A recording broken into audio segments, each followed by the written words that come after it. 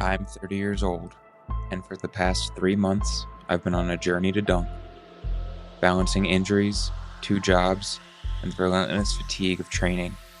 It's been a test of will, but nothing worth achieving comes easy.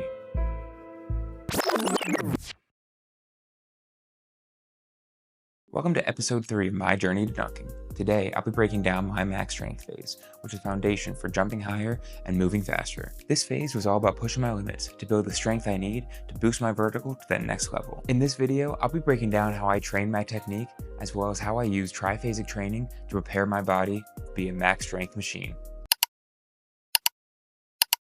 A key part of my training throughout this journey has been learning how to coordinate my jump. I do the following drills to fine-tune my technique. Think of it like warming up for a bench press. You start with lighter, lower intensity movements, like maybe doing some push-ups at first. Then you begin by doing low intensity bench press until you work up to that working weight. In jumping, it's similar to that. I'm gonna start with lower intense movements like a 1-step or 2-step jump. And then I work my way up to my 5-step approach. I first start with 1-step jumps. These really help me coordinate my block foot timing and allow me to really punch the ground with it, which is a cue that I use that helps me make that second foot in my jump hit quickly and powerfully. And that cue is something that correlates pretty highly with some of my highest jumps that I've hit. Get low, time up the arm swing.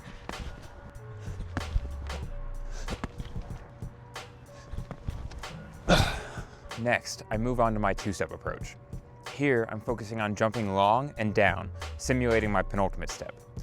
I have to make sure that I continue to carry over that good block foot technique, and I'll work on this jump until I get both of those correct.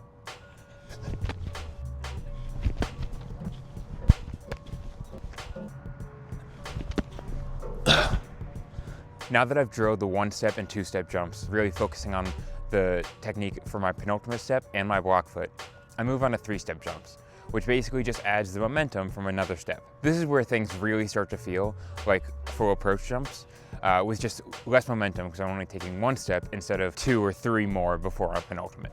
I'll do multiple sets of these jumps until I feel like I've gotten the technique with that added momentum from the first and second drill.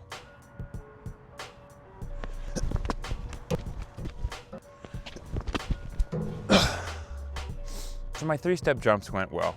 Now it's time to move on to 4-step approaches. The key with these is to make sure that I continue to accelerate through my jump, keep that long penultimate step where it lowers me down, and make sure my block foot continues to be quick and punchy. So let's see if I can do that.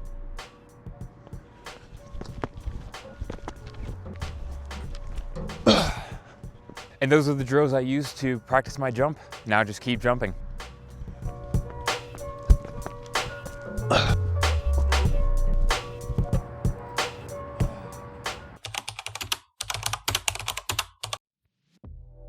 Here's where the science comes in. This is the force velocity curve. It's a core principle in athletic training and one of the main reasons that max strength is so critical. The force velocity curve shows the relationship between how much force you can generate and how fast you can move a joint. Max strength lives at the high force end of this curve. Dunking needs both high speed and high forces. The stronger I get, the more force I have available for that explosive jump. Max strength builds the foundation for explosive power. The more I can push on this high force end, the more strength I'll have available when it's time to move fast, like in dunking.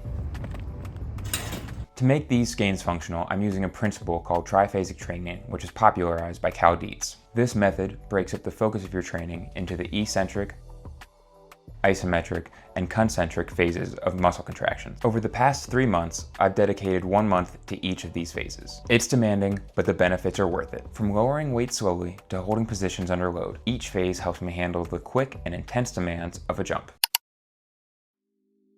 The first month focused on eccentric training, controlling the lengthening portion of muscle contractions. For a jump, it's that initial loading phase as I drop my center of gravity. Training eccentric strength builds the control to absorb and stabilize fast forces. It's not just muscle, it's tendon strength too. Tendons act like springs, storing and releasing energy with every jump. Eccentrics and isometrics train my tendons to get stronger, making them better springs.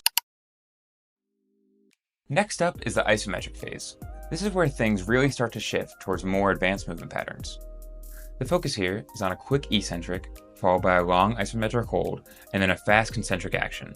This phase serves 2 key purposes. First, it helps me get comfortable at end ranges of motion.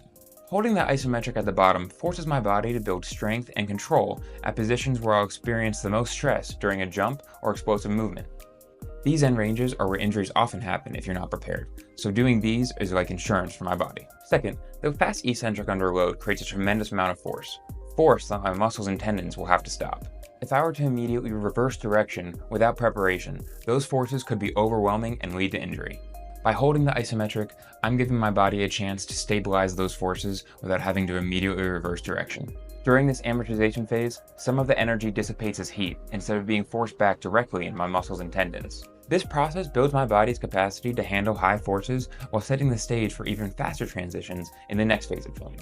This phase is all about laying the groundwork for a smooth, quick amortization phase, the brief but critical moment where force absorption transitions into explosive power.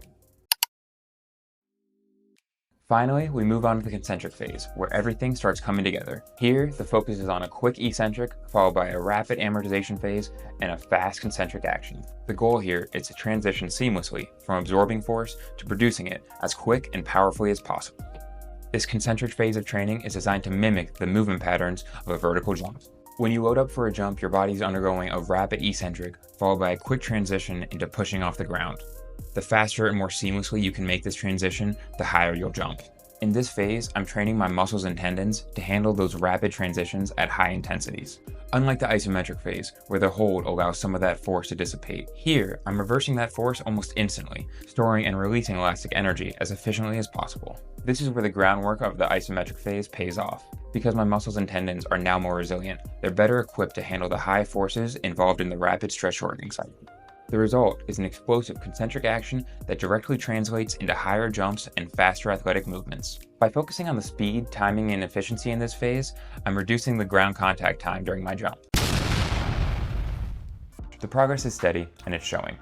From a two-hand dunk on 9/6 to dunking a tennis ball, and now dunking a volleyball. Each step is a reminder of how far I've come. If you like this journey and want to see where I started out, take a look at the first 2 episodes here. In episode 4, we're focusing on speed, building all this strength into quick movement. Thanks for following along. See you in the next phase.